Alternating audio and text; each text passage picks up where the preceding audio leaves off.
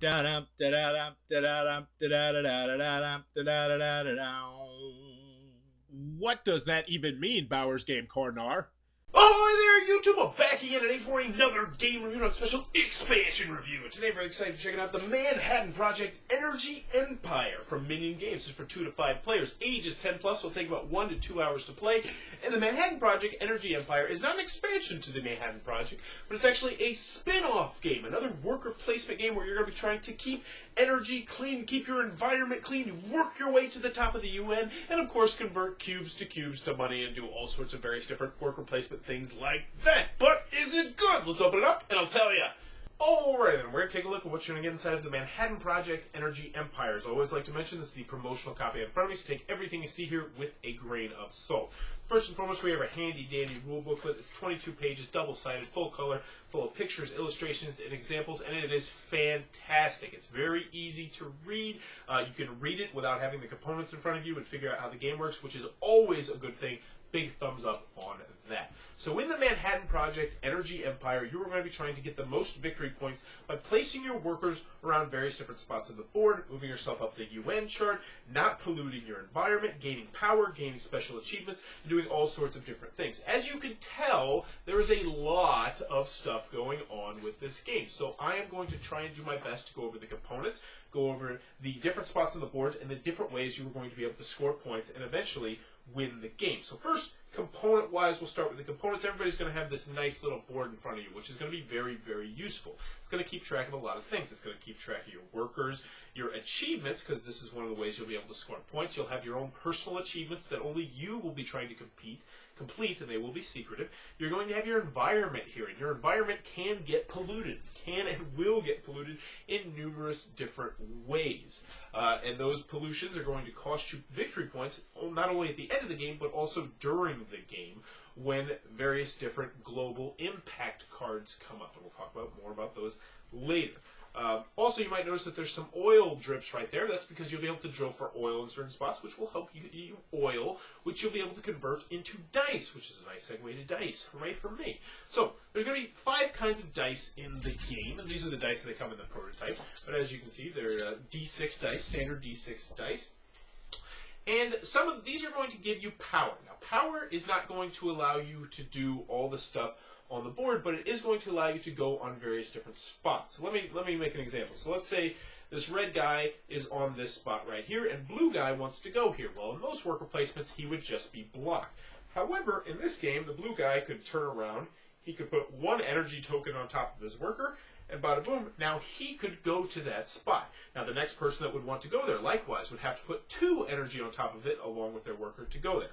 So energy is going to be very important. It also powers a lot of your buildings, but we're getting ahead of ourselves. So the dice are going to give you energy. The green dice are going to give you minimal energy. So the only way you can get 2 energy from a green die is by rolling a 6 on it. However, it's never going to cause pollution. As you get the more powerful die, they're going to give you more energy, but they also have a much higher likelihood of giving you these pollution and this nuclear pollution, which is super bad, that you're going to have to put on your environment, which is going to cost you victory points. Also, the dice at the end of the game are going to be worth victory points. Last but not least, on your player board, you're going to have spots for your money, plastic, steel, science, and oil. This is very useful. A lot of games don't have this. I'm glad that it's here because it's helpful. It keeps everything in its own little place. All those are going to be represented by, you guessed it, cubes. So we got the pink cubes, the silver cubes, you have the oil cubes, which will be very versatile and do a lot of different things, and then you have science cubes, which we'll actually use to clean up the environment. So that's going to be on your player board. When you first start the game, you're also going to get two, I should say, of these various different countries. These countries will give you an asymmetrical start. So if you're playing as India, you're going to start with an extra worker, a pink cube, and an oil cube. Whereas if you're starting as Canada, you're going to start with extra oil, the silver cube, and then 2 science cubes. You get 2. Why do you get 2? Well, you pick one, and then the back one is going to have a reference card, which is incredibly useful. And this game is nice because there's only 2 actions you can take. I forgot to mention that in the pros and cons, but that's one thing I love about this game. On your turn, you only take 1 action. You're either going to place a worker and then activate one of your buildings, or you're going to generate, which is essentially taking back all your workers and rolling your energy dice. So once you've selected which one you're going to be, you're going to put your various different things on your board, put your workers on your board, and you will be ready to take a look at the board. So let's go ahead and take a closer look at the board. We'll go over some of the different spots you're going to see on the board. Now, the board is broken up into 3 different sectors: industry, commerce, and government. Industry is going to have industrial buildings, which will generally get you silver cubes and various other things like that. Commerce, this one's going to get you money, might get you victory points, might get you pink cubes. And then government is mostly about science and also cleaning up the environments. They each do have their own unique flavor. If you want to purchase buildings, you're going to have to go to the big spots right here, and then you're going to have to pay X amount of dollars based on how much it is. So for instance, right here, you have to pay 2 coins or a pink cube to purchase this, 3 coins or a pink cube, and it does have a sliding mechanism. So once you purchase this, the other ones will slide down, and you will get a new building to purchase. So if you wait, there is the potential that a building might come to you a little bit cheaper. It does have victory point tracker all around the board, you might notice. But let's take a look at some of the other various different spots on the board. You got the mine over here. It's just going to give you a silver cube. Oil drilling. This is a unique aspect. We mentioned the oil that was on your player mat a little bit earlier. You'll be able to put one of these oil drilling cubes on there. Oil drilling tokens on there. This is pollution, but it is going to earn you 3 barrels of oil, which is very useful because that will allow you to purchase oil dice. These guys right here, which will give you more energy, as we mentioned. This chemistry, you'll be able to turn your oil into 2 pink cubes of science, but you have to take a cloud, which is the pollution. Last but not least, down here is where you're going to purchase various different dice. So the solar wind one is the least powerful, but it's never going to give you pollution. It's going to cost you a pink and a science, and so on and so forth, up into the nuclear one, which will cost you a science and a metal, but it's going to give you a lot of energy throughout the game. So next, let's move into the commerce section. This one is the money spot. You can take $2, $3, or $4. However, if you take $3 or $4, you're going to have to give, the bank is going to give $1 to every other player or $2 to every other player. So do you need the money now, or can you just take 2 and not help out your opponents? Next, buy and sell oil, because as oil gets burned up in this game, the price of oil is going to increase. There's a little tracker up here, which also impacts, this is when you're going to play these cards right here. But as the game progresses, the price of oil is going to increase. Kind of thematic, huh? So at the beginning of the game, you'll be able to buy 3 barrels of oil for $1, but towards the end, it's going to be $5 for 3 barrels of oil. So it's a very steep price. Also, you can sell 3 barrels of oil for different money. So a potential strategy would be to hoard a bunch of oil at the beginning of the game and sell it for money at the end of the game. Granted, money is not going to get you victory points in this game. Next, you can trade. So this is one of the spots I like a lot too. You can trade $2 for a science, or a science for a pink cube, or a pink cube for a silver cube. It's just going to allow you to do infinite amounts of trade. Very useful spot. Last but not least, let's go over to the government over here.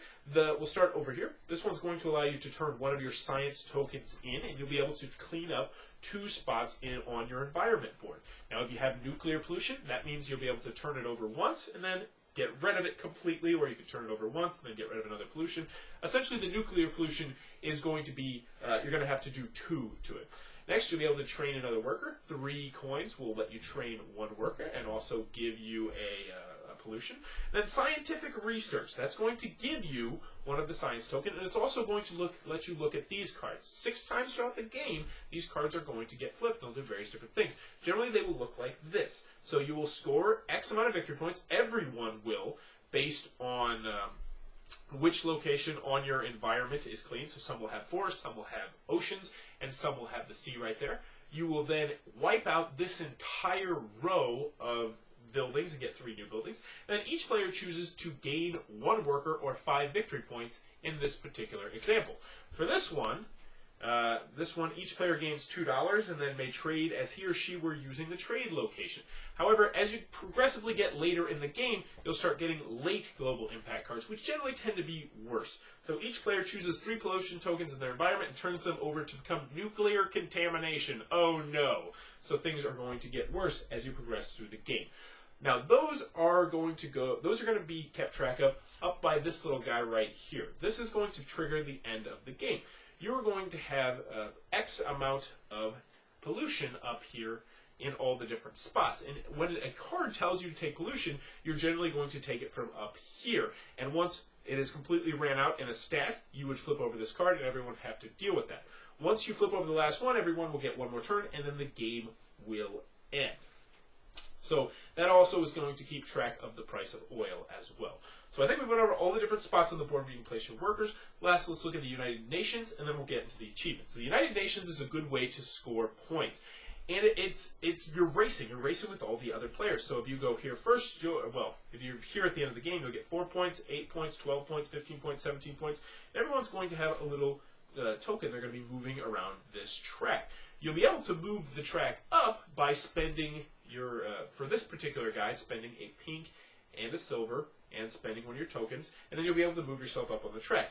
Everyone is going to spend different things to move themselves up. So, for instance, the Soviet Union needs science and oil, West Germany needs oil and silver, so on and so forth. So everyone's going to be going to a different spot. The first person to get here is going to get 17 points at the end of the game, and they also will get the leader bonus, which means they'll get a 3-point bonus. So that going there will get you 20 points, and only one person can be on that spot. So it's a very good way to score points. Speaking of ways to score points, you might also go for the achievement routes, and you can have up to 5 achievements on your little achievement spot right here.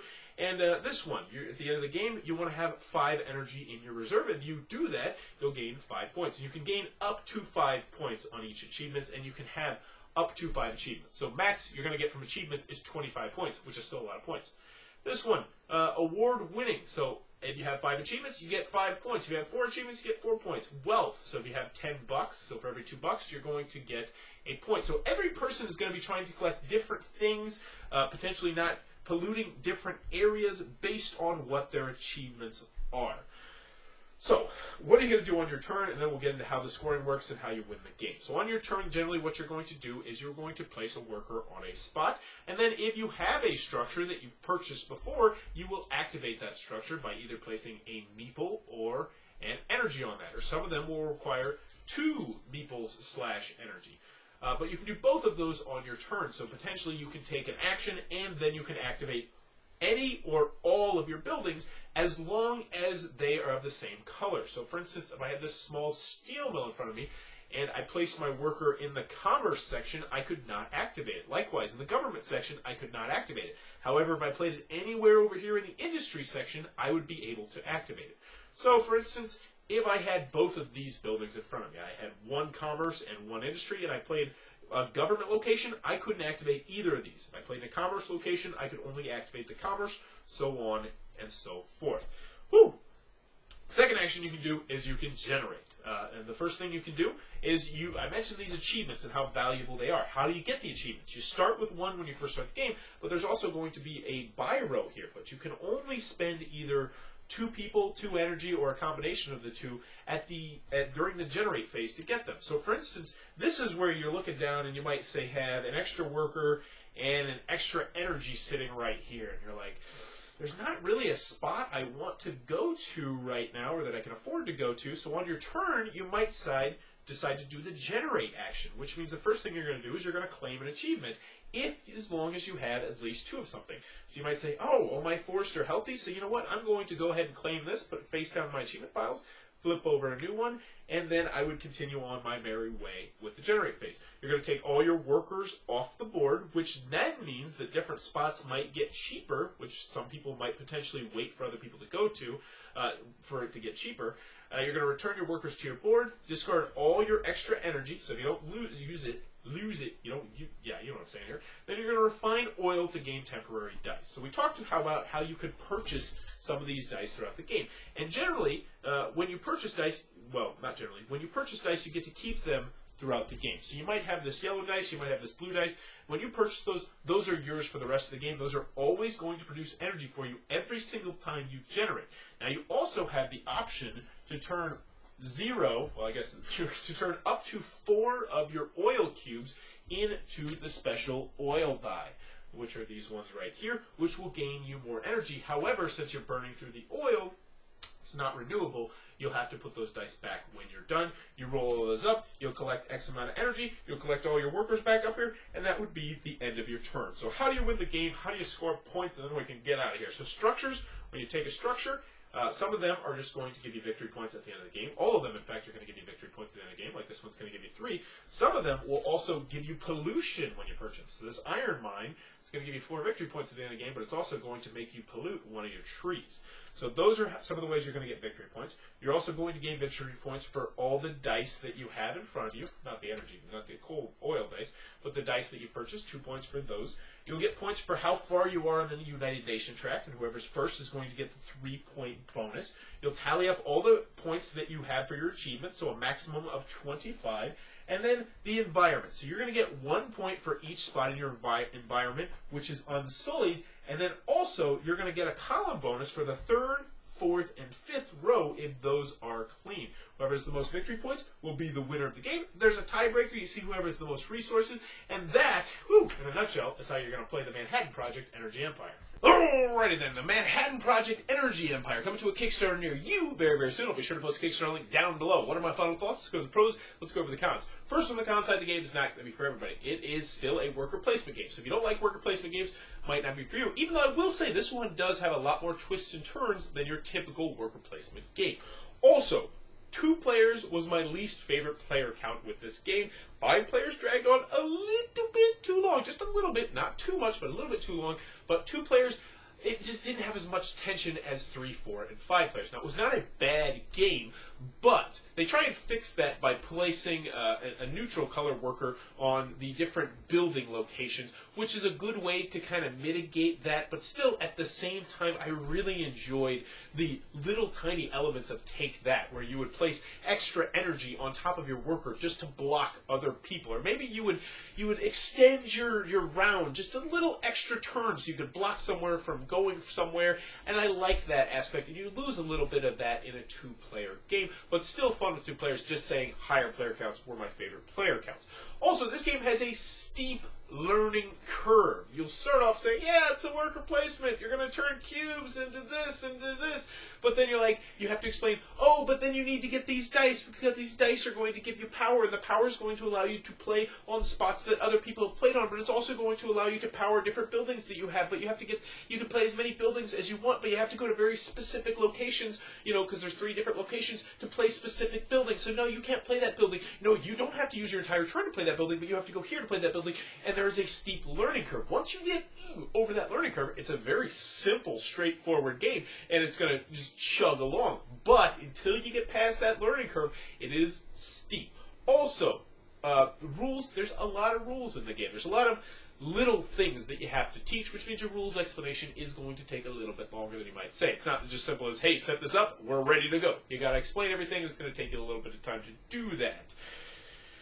Any other cons I have with the game? Everything seems well balanced, even though I gotta say, when you have all those buildings chugging along, you know what, that's something more in the pros. Any other cons? We're focusing on cons now.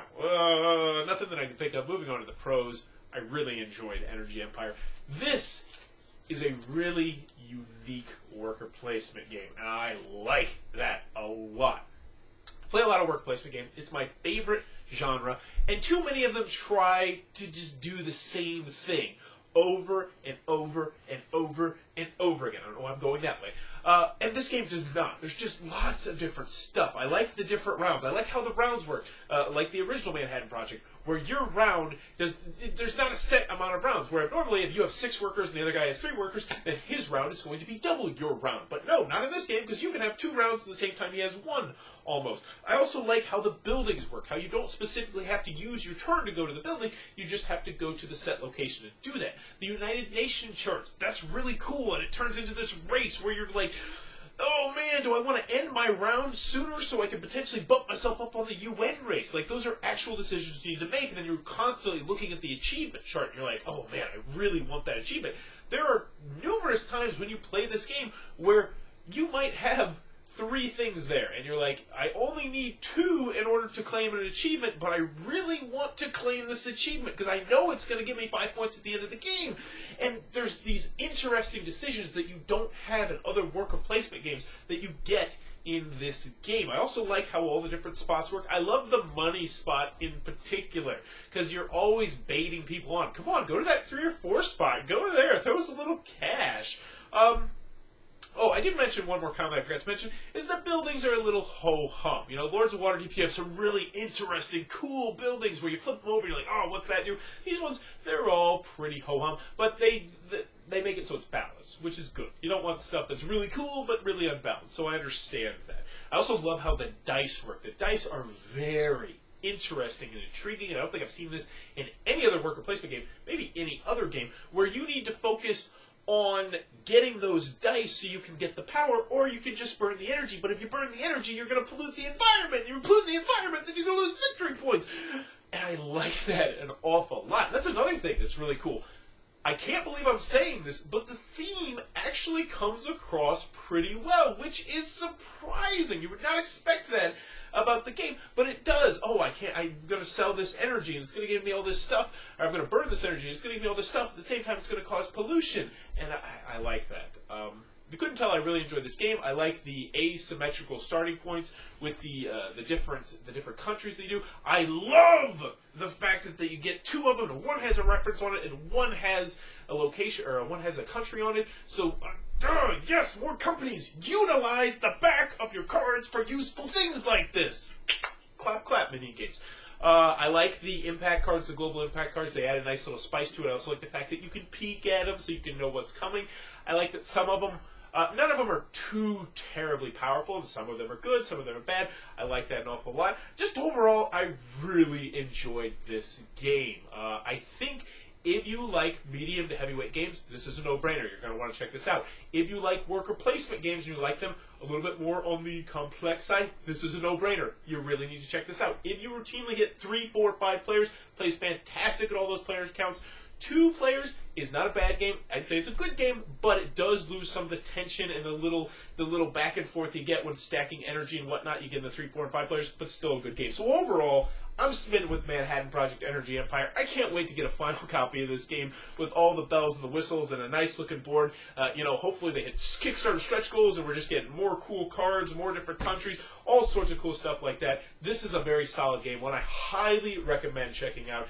That, and the rule booklet. The rule booklet's fantastic and very well done, which is always a good thing. I think I mentioned that in the middle part. So that is the Manhattan Project Energy Empire from Minion Games, one that I definitely am endorsing. If you enjoyed this video, please sure to click on the subscribe button down below in the comments below. Let me know, are you green? Do you really do that much for the environment? I personally am not. I'm a little bit... It just annoys me that I have to pay for recycling when they make money off recycling. Why do I have to pay for them to make money? It makes me mad. But what's your thoughts? Are you agreeing? Let me know in the comments below. As always, thanks for your time, YouTube.